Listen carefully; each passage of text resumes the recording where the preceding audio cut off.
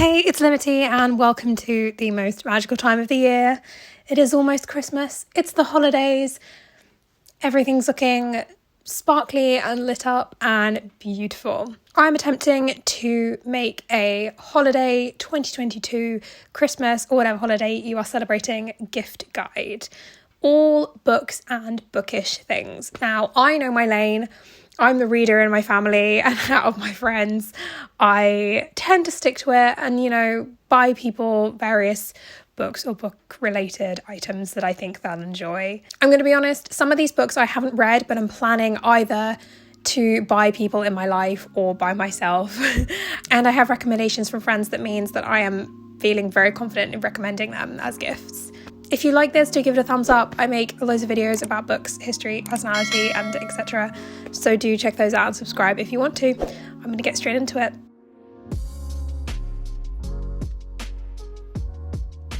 I'm going to start off with my book gift recommendations. And the first book is, of course, a book that you will have seen everywhere if you like books in any way, and that is Babel. I have seen nothing but praise for this novel. I own it already, and there's someone I maybe want to give it to as well. Babel is Oxford University's sort of Royal Institute of Translation. And our main character, Robin Swift, who has been orphaned thanks to a cholera outbreak where he lives, has been brought to London and sort of raised by a mysterious professor to one day enter Babel. He's trained in Latin, Greek, and a whole bunch of other languages. This is where magic comes in, as in Babel, silver working is also part of this magic system. I hope this is right, but the meaning of a word or a sentence that is lost in translation, that can get worked into silver. And these silver bars have basically been fueling the empire, and it sort of goes round and round. A big theme of this novel is the use of translation and language and how that plays into empire politics and suppression and colonialism. Robin is conflicted because he obviously has all of this knowledge, and yet he is from China, and so his home country is being invaded and fought over because, again, in this fantasy world, like in every fantasy world, there is a fight going on over opium. Obviously, I know from my history studies that we've got China and India and Britain and all of these countries fighting for this opium and trade in opium. And I am guessing it's not going to be too different in this fantasy world. There's also this society which is sort of all about taking down the empire, stopping colonial expansion by sabotaging the silverware production process. There's a lot happening, and apparently this sort of is a combination, a cross between Secret History and Jonathan Strange and Mr. Norrell, which sounds incredible. I never read Strange and Norrell, but I have read Secret History and loved it, so I'm very excited to read it. My next recommendation is for mystery lovers, and it is The Maid. I really enjoyed this. This is a murder mystery set in a hotel in New York, and our main character is the eponymous maid. Her name is Molly, and she works at the Regency Grand. She's incredibly good at her job. She's hardworking, invisible, but she discovers a regular and very famous guest dead in his bed, and she gets pushed into the spotlight. She discovers that actually maids have a lot of power to change things that are going on. This novel is all about grey areas and white lies and truth and everything in between, and it's just fantastically written. Molly is a fascinating character. She struggles with social situations, and she often misreads people's intentions, and her gran used to live with her and used to sort of help her interpret things and make rules for her that she could follow in order for her to navigate the world safely. A few months before the start of this novel, her grandmother has died, and she's learning still to navigate this world by herself. This is a really well-written locked room mystery. Molly is a really enjoyable protagonist to follow. Molly is very obsessive over cleaning and the sort of proper ways to do things. This novel is, as Poirot would say, about the psychology of the individual. This truly was one of the most enjoyable books that I read this year, I think. Molly has to sort of work out who's on her side, who's telling her the truth, who's lying to her, and what exactly she's going to do and say to the police. And it is fascinating, to really get into her head and watch her navigate these situations. The next book I have to recommend, I haven't read, but I really want to, and it's Tomorrow and Tomorrow and Tomorrow. This book stars Sam and Sadie. This follows them across 30 years of their lives.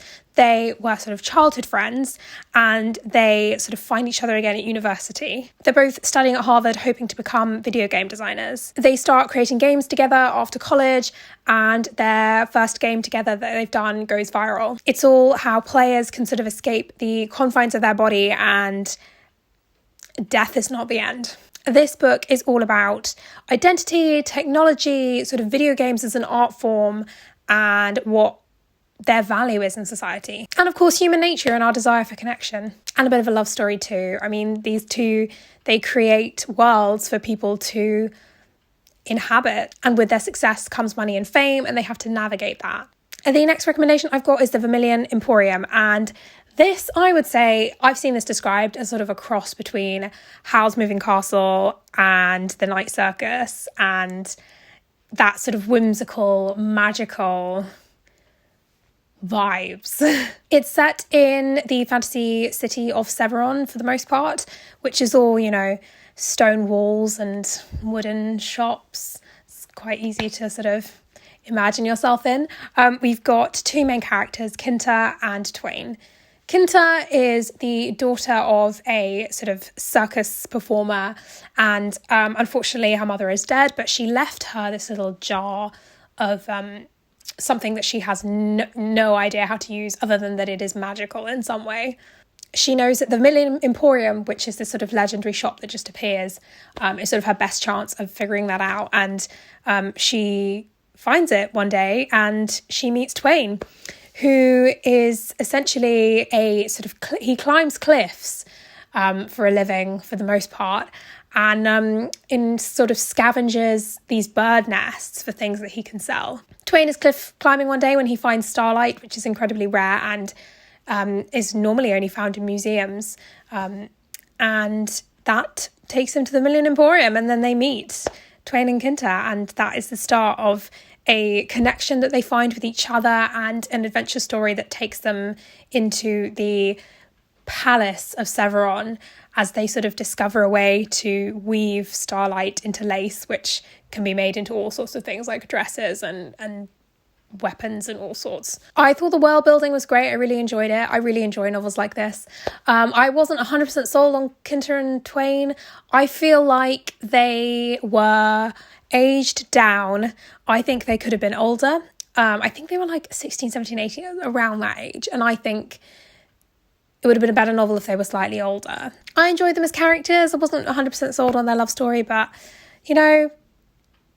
I liked the adventure aspect of the story. I was engaged in the plot. It kept moving nicely. I liked the way it went. I liked the way it ended. I read a previous book by this author and didn't realise it earlier in the year, and this was so much better. I think Jamie Paxton is so much better at writing fantasy than contemporary. And yeah, I'm very excited to see what they come out with next. The next book I have to recommend is A Lady's Guide to Fortune Hunting. Regency romance is having a moment. And I mean, it's always quite popular and really great. But this novel is set in 1818. It is a sort of standard adult historical fiction novel, not YA. Kitty is the main character of this novel, and she is the oldest of her siblings. She's got quite a few siblings, and her parents are dead.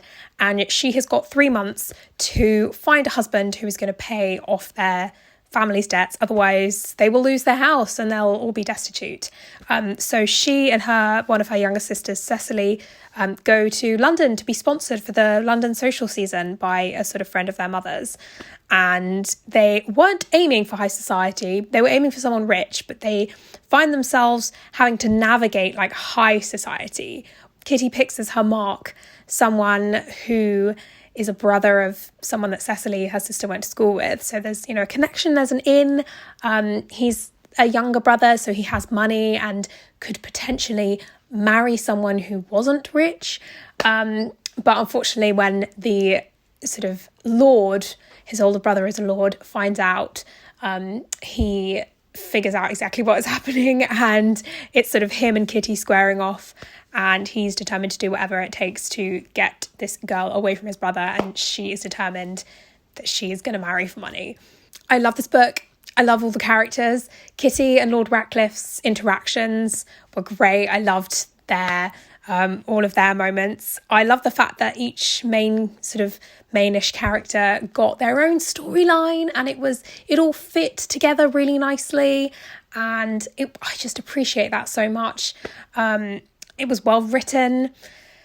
I had a great time. If someone you know will love a good Regency romp, this is, exactly the thing to get them. The final book I'm going to be recommending is One for All. This is a Three Musketeers retelling, and so of course this is set in France, but our main character this time is a woman. Her name is Tanya, and her father was this sort of legendary musketeer, and she unfortunately has a sort of medical condition where she sort of faints quite easily. She's got a chronic illness, and she was determined to be a good as swords woman as her father despite this.